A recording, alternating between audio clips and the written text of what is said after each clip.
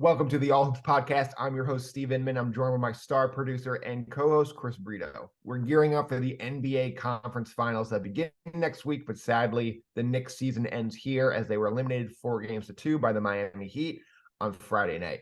It was a very impressive season, but it ends in disappointment. We'll break down what happens, what happened, what needs to be improved upon, and how the Knicks can take that next step. Before we get to all that, Chris, my friend, how are you?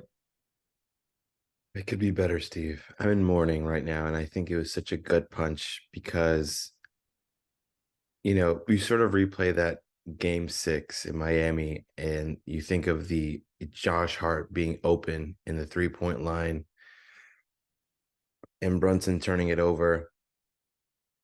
But let's be real, like the Knicks were not in a position to win this game really at any point, except in the first quarter when they had a big lead. And frankly, Brunson didn't get help. He didn't get help from his fellow All-Star. He didn't get help from RJ Barrett. And RJ's been great this series. He just didn't play well game 6. I don't know if we want to credit the Heat, but RJ missed a lot of the shots that he normally makes. And Randall just missed all the shots he basically took last night.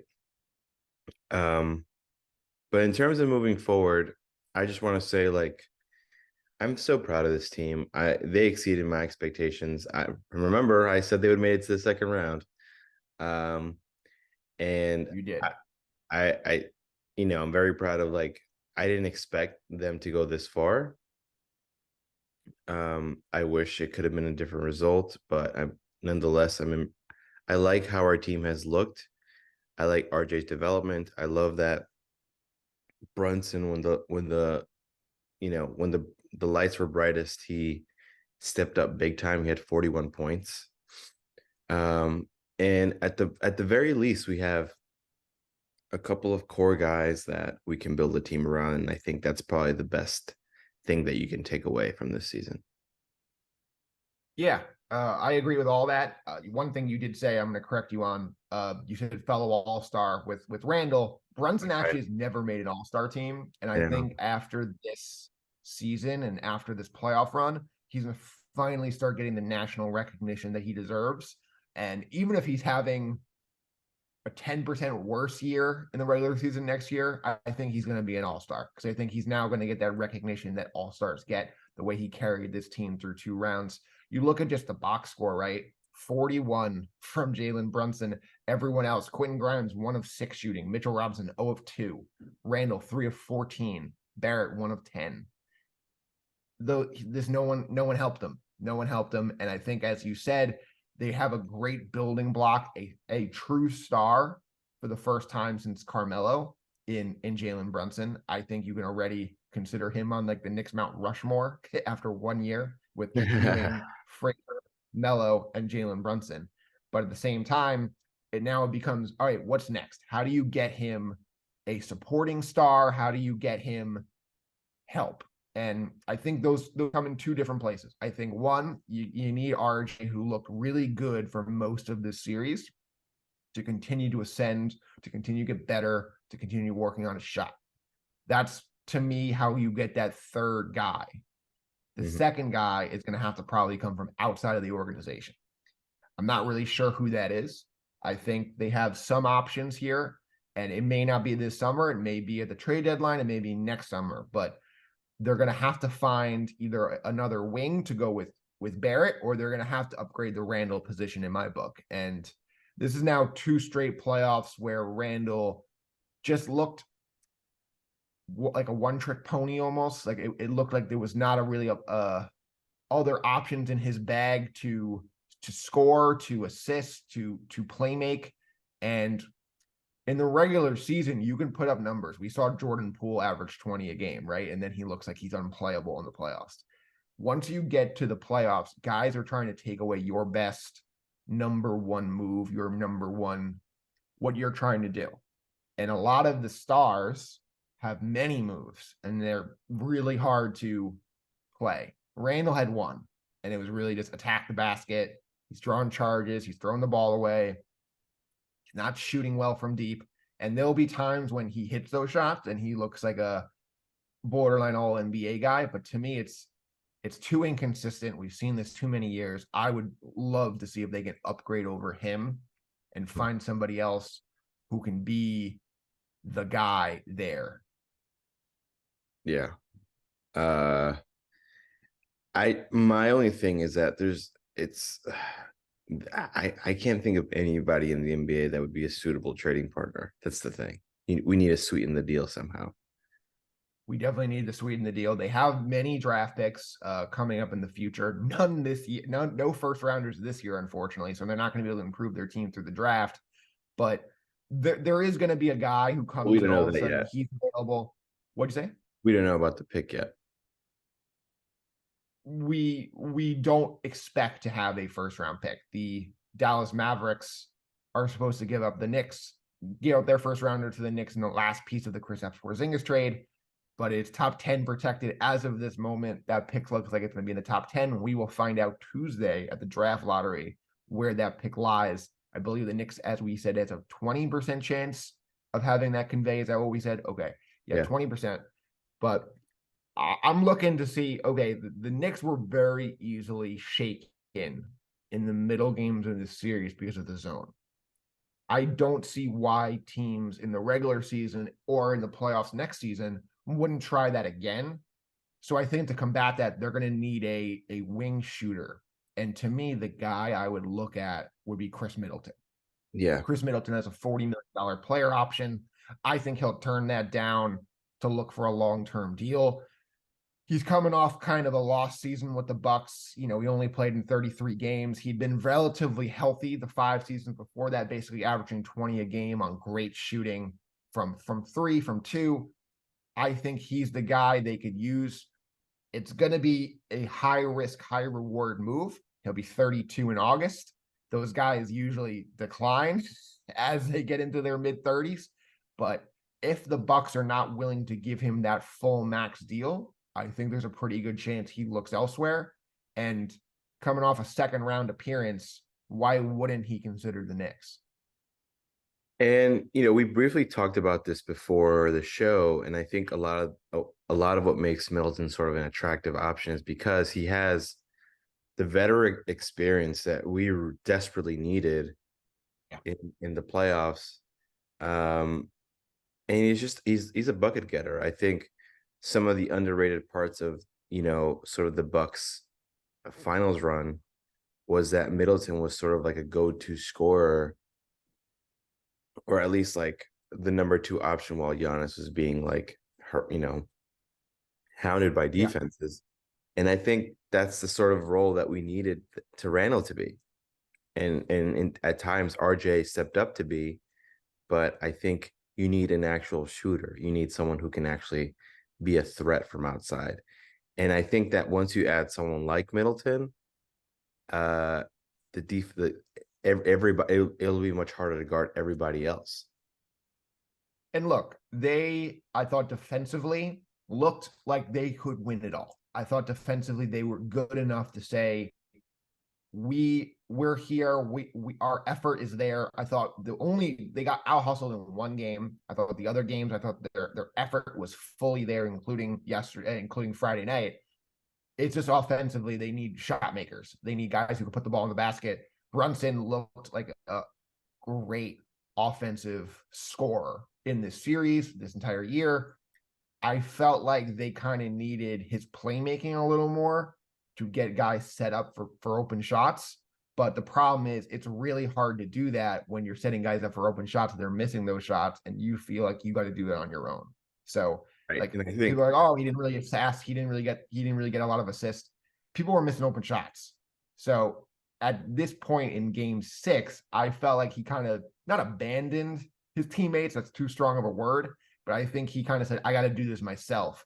And the other guys, it was up to them to kind of create their own shots instead of being set up by Brunson. So I wonder if I don't think it makes sense, but I think you're going to hear a lot of media people say this.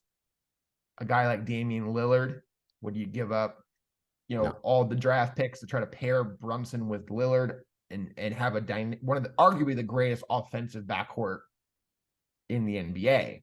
But defensively, I think that would be a mess.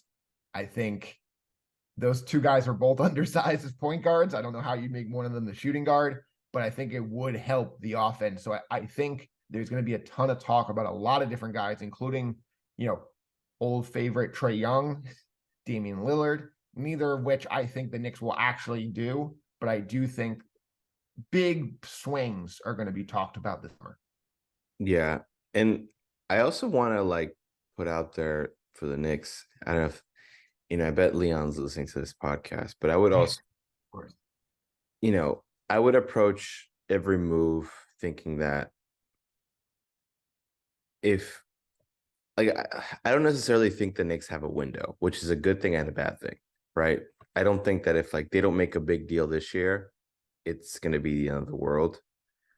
Yeah. It just, everything can be said in a vacuum, but like it needs to be the right move. So like if it's gonna be Middleton, like they need to like I don't want them to make a move because to make a move. I want them to make a move because it's the right one. Like for example, the Brunson move was the right one, even though Yeah. that aged gracefully. Yeah. I'd be a little afraid of that concept because of just the past of the Knicks. And we can say this front office is different, but who knows if Dolan gets involved? Who knows if public pressure gets involved? Like there was talk at the deadline that they were considering giving up like a lot to go get Zach LaVine and his supermax. I think that would be a disaster. He's had many knee problems in his career.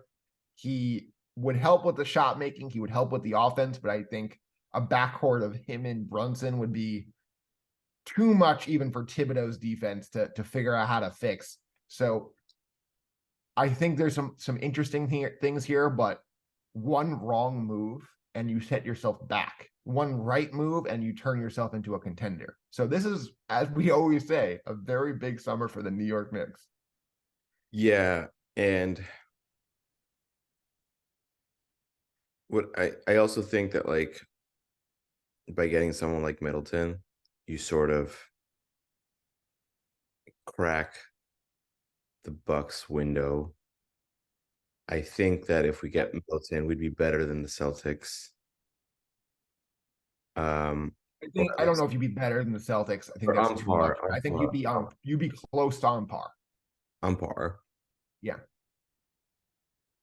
Who knows how much the Heat and Butler have. I mean, I'm like we say that every year, but it's like empirically true that like Jimmy can't be this good every year, can he? He might. I mean, Okay, fine. what Jimmy and like Jimmy, I think the problem I saw with the Knicks, which was probably the most frustrating thing, is Jimmy didn't have a 45, 50-point game. Jimmy was not good in game 6. He was, I think, 6 of 19 shooting. Like Yeah, he wasn't really Grimes did a good. involved. Grimes did a very good job on him. He was 7 of 22 shooting, which is 31%. And I just felt like even like he wasn't even like playmaking much. He had 4 assists. It just felt to me like he was not the same after the ankle injury. And for the Knicks not to be able to take advantage of that is just heartbreaking. But I mean, I felt like the refs were giving Knicks calls yesterday. Like they were in the bonus. The Knicks were in the bonus with 8.5 minutes to go in the fourth, and they hit all their free throws. They were 28 of 32 from the line yesterday. They was 88%. Even Like, Mitch did both. NBA was trying to get the Knicks, willing the Knicks to this game 7, and they just couldn't hit open shots that weren't at the free throw line. Hey, But the way I see it, all those calls we got in that fourth quarter were the calls that we've missed throughout this whole series. So yes. I don't feel bad at all. That being said, with the whole like Middleton thing, like I think it does put us in a encouraging spot in the East. I definitely think that depending on what we do, we're at least top 4. Yeah, I mean, it depends on what they do. It depends what other people do, but I think you can make the case that they're around that number. I think that's very I think we're better than the Cavs. I mean, all right, fine. We put the Celtics. We probably put like Cleveland's just coming off of a very disappointing end.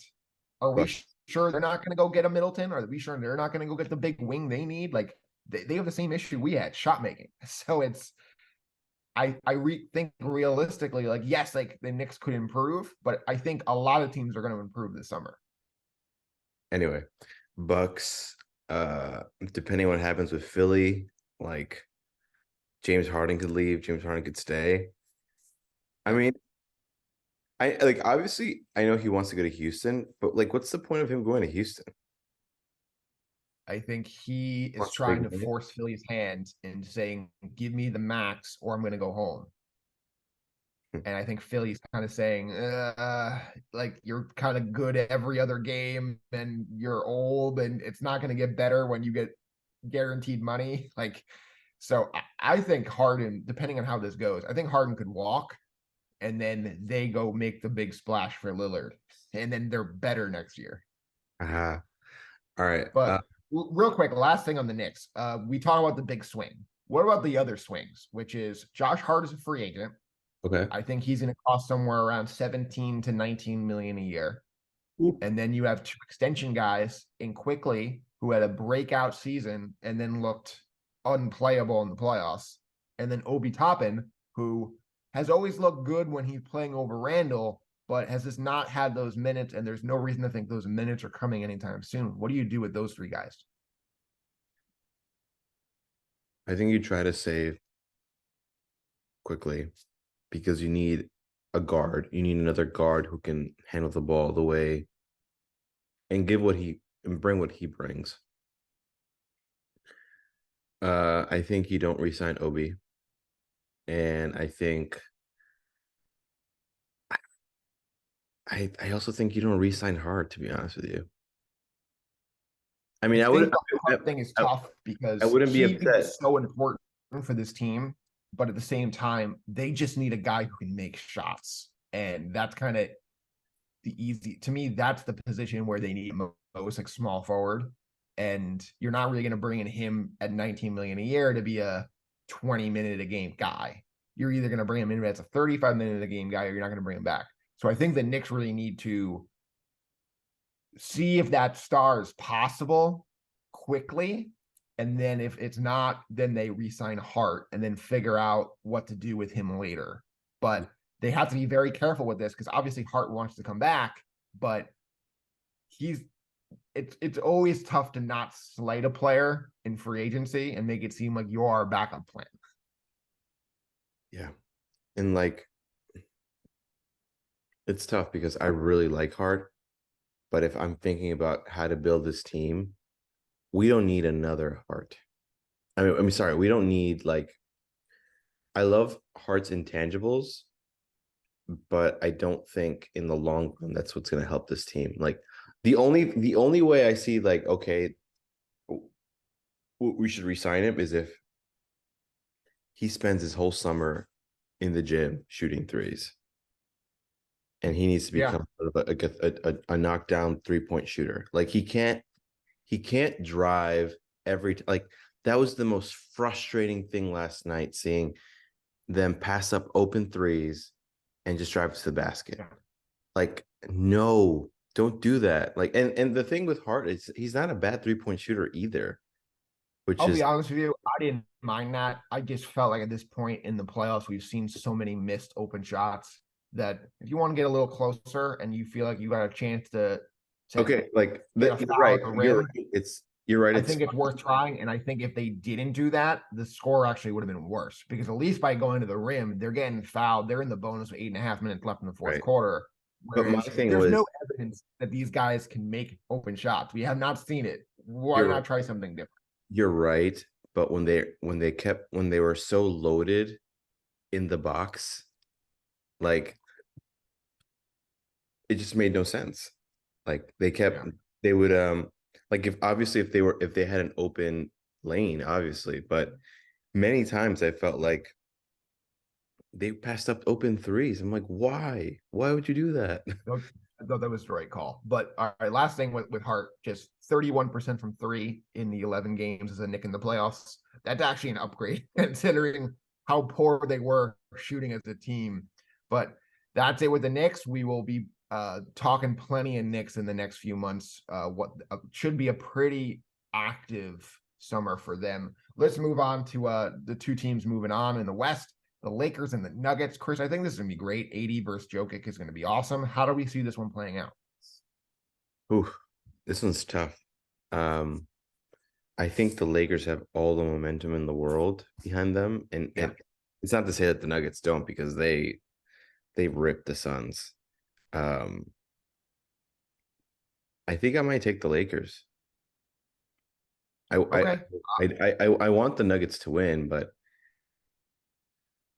I think the Lakers are just not a good matchup for the Nuggets. I think if you were to create a player that makes the most sense that could guard Jokic, it would be someone either like Miles Turner or Anthony Davis. And Anthony Davis, I feel like could really put a wrench in in the Nuggets plans. And I think that like that just Lakers are just have a little bit more like uh they might be okay. They might be around the same in talent, but you just need Michael Porter Jr. to have big games, and you need Murray to have big games. Because I don't think Jokic is going to have the same. Like they beat the Suns, who basically have only two really good functioning players, and they beat the Minnesota Timberwolves, which are a disaster, and basically got into a fight right before that round. We saw So that. That was crazy. so it's not like the competition has been amazing. Whereas Yeah. Lakers just beat the Warriors, the Lakers just beat the Grizzlies. Like I don't know. I'm if I'm the Nuggets, this is the matchup I wanted the least. Yeah, I think that's fair. I mean, this Laker team is playing their best basketball of the season. That's kind of what you asked for as you are trying to make a run into the playoffs, right? I just think this Nuggets team has not been shown they could be stopped offensively because even in those Phoenix games, it looked like Jokic was barely breaking a sweat. He's, making all these crazy layups. He's making all these crazy passes. Even in the game six, I felt like they could have pulled those guys at the half. It was over. And they didn't really play a lot in the second half. And the Lakers have had to really work this thing, right? Like it felt like they played a lot more of LeBron and AD big minutes than they probably wanted to. Because, LeBron's in his 20th season and AD is old. AD is not old, but he's got an old body, and it's always a concern if those guys are going to hold up game to game. Oh yeah, Whereas I this think Nugget team is young. They're a young team. yeah, and I think one of the most underrated pieces that the Nuggets have is a former Laker, Kentavious. Contavious Caldwell Pope. Well, He's been great. he's been such a good player. Like he is in many respects a player that I wish like the Knicks had, just a veteran who can like make shots when you need to. And I think he's been fantastic for the Nuggets. Like I think in many respects, he's someone who I think could have a big series in this. Yeah. Um, yeah, I mean, I still think I mean, obviously health is everything. If the Lakers can pull it off, it'll be because AD puts the clamps on in Jokic, and LeBron, Yeah. plays well for like 4 or 5 games. I just think offensively they can't be stopped, and we'll see if that's the case because you believe that AD is gonna, as you just said, not put the clamps on Joker, but really slow him down. Slow him And down. I don't see that happening. I think they're gonna run in transition. I think this Laker team is not gonna want that. I think who's gonna guard Jamal Murray? Who's gonna guard Porter? It's Is LeBron gonna chase Murray around for the whole series? I don't see that at this stage of his career. And obviously with AD, is he gonna hold up? And I'm not sure. I think it's a lot to ask for him to run around and guard Joker for 40 minutes a game at this stage of his career. So I'm Yeah. gonna take the Nuggets. I'm gonna take them in 6 games. I think it's gonna be a great series, and I'm really looking forward to this one. I have Lakers in 6. All right. Can't wait to see that. I mean, I got my bet on Nuggets winning the whole thing, so I got to pick them, obviously. All right, Chris. Let's get to our final thoughts right after this. All right, Chris. Final thoughts time here. As we just talked about with the Lakers, the Warriors were eliminated. I think this is the most fascinating offseason team for me. There's talk Clay wants an extension. He's got one more year on his big deal. He was awful in this. He had a nice regular season. Really good to see him stay healthy. But at the same time, I think I got to see another season of him to see what kind of player he is before I start paying him based on what player he was. And then you have Draymond, who's got a $27 million player option. It seems pretty clear at this point that he's going to opt out and look for a long-term deal, ideally with Golden State. Is it enough to bring this team back and try to run this thing back at a $400 million payroll? Do they need to make a big swing for a star and let one of Clay or Draymond go? Well, if it's just you and me talking, I think the Warriors need to like begin their transition. It's not a rebuild, but a transition into a team that can actually like win around Curry. Like you're wasting Curry's years with guys who, let's just put it nicely, haven't aged as gracefully as he has. I think you pass on Clay, which sucks. Um, Draymond's a little harder because he just he just allows for the Warriors to play the way they want to play with a small ball Yeah. center. But I don't my even know what that contract is. Like, is it three? Is 3 for 100 enough? Is that too much? I don't even know. my inclination is to pass on him also. But then the question becomes, how do you rebuild after that? Which I Yeah. think is probably a harder question to answer. Who do you pair up Curry with? And who's going to be It's the tough. one pairing them? Bob Myers is a free Right. agent as That's a well. great point. And so Yeah. the Warriors need a lot of questions. They probably need to like have a domino effect. They probably need to figure out the Bob Myers thing first. Um, and maybe trade in some of those young guys for assets. Like the Kumingas. Like Kuminga doesn't want to be there, which is that whole like it's so bizarre. Like how these young players on the Warriors like have a say whether they're not happy and they're upset about their role. Like It's tough when you're a lottery pick and you're seeing guys taken after you that you think you're better than, just averaging 20 a game, averaging 10 rebounds, playing 30 minutes a game, and they're about to go get paid at the end of next summer. And you're thinking to yourself, I haven't done anything yet. I haven't established myself. And you when you always hear about players talking about what they want for their careers, you always hear, I want to show I deserve that second contract, then I want to win. You never really hear, I want to win and then the contract. It's always the other way around. You want to establish yourself first and your team second. And I have no problem with that from him. If he was a good sport about it, what is that really going to do? Like, it's not like the Kerr would be like, oh, like, you're so good about this. Let me go give you 6 minutes in crunch time in game 6 of the playoffs. oh, you're Like, so noble. Yeah, right. So I yeah, think at that's this true. point, they should they should cash in those chips and see what they can get. I think they can get probably something with their draft picks and Kuminga, Moody, and those kind of guys. Because if they wait another year, you're talking about just getting a bunch of second round picks back like they did with Wiseman. Because Yeah. Moody and Kuminga, those guys are already done with year 2. You got to pay them after year 4. You get to decide on a contract very soon. And so I would try to cash in those chips now, or you say, hey, it's not working. Clay and Draymond, they're 33. We did not look like a championship team this year, and we're gonna go young. I think you just have to pick a lane, and I know they've tried to do this whole 2 eras thing at the same time, but I just don't think it's gonna work. No, you're right. I mean, there's no empirical evidence. The only team it's worked for are the Spurs. And aside from that, I don't think. And I think it only worked for them because Kawhi was just such an incredible MVP kind of talent when he was young. Yeah. Whereas these guys have not really shown much more than flashes of being solid.